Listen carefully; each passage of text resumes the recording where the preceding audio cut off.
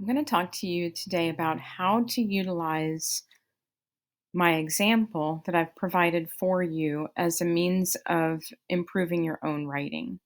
Let's first take a look at the prompt that you've been given. The prompt says, "What is the theme of the selection?" That is one of the questions of the prompt. There is a second question that many people are ignoring. Let's go ahead and take a look at that. What techniques or devices does the poet use to build this theme?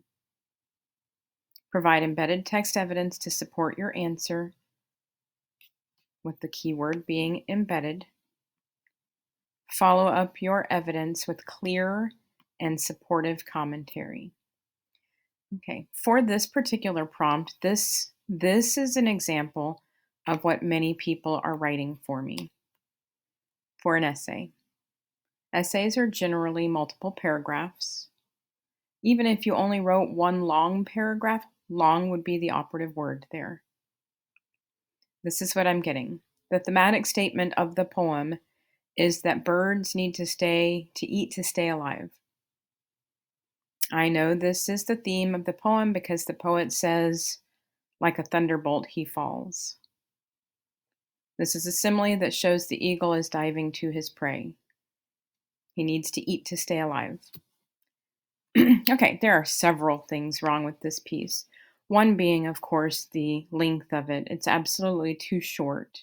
It doesn't have enough room in this essay to, one, be an essay, or two, say anything of any real value.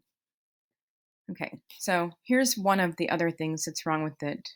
What poem are we talking about? Of course, I know it's in the title of the document, but what you're practicing is not answering a prompt for a specific piece per se. You're practicing the art of writing. This is something that you'll be doing throughout high school. And so we want to emphasize the correct way to do this early so that when you get to sophomore, junior, and senior year, and then probably college for many of you, or some sort of trade school where, yes, you may have to write essays, you'll have a good solid background for this. So, number one rule, don't ever leave your reader guessing what you're talking about. This is not an inference activity for the reader. This is a moment for you to tell your reader what it is that you need for them to know. If I have no idea as your reader what poem you're talking about, I can't give you any kind of feedback.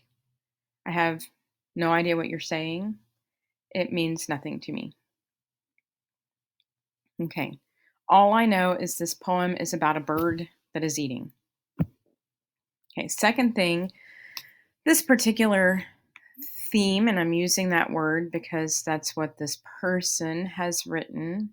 By the way, it's me. I wrote this. I didn't steal anybody's work. I made this up myself to model what it is that I'm seeing. But this is not a theme. This is a summary of the poem. This tells me what was going on in this exact poem. Remember, theme is not specific to the piece, and it's not specific to a person, and it's not specific to a time period. It is universal. The word universal doesn't apply to space. We're not talking about the universe.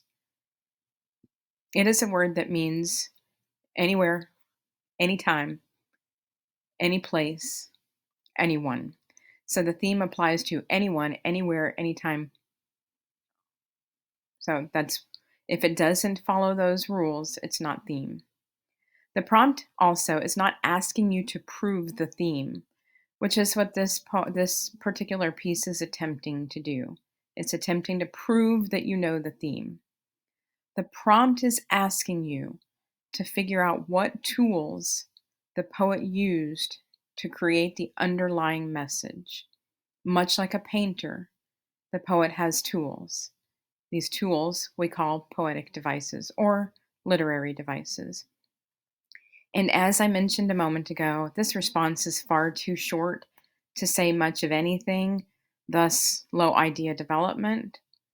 It is much too short to be organized in any fashion, thus low organization.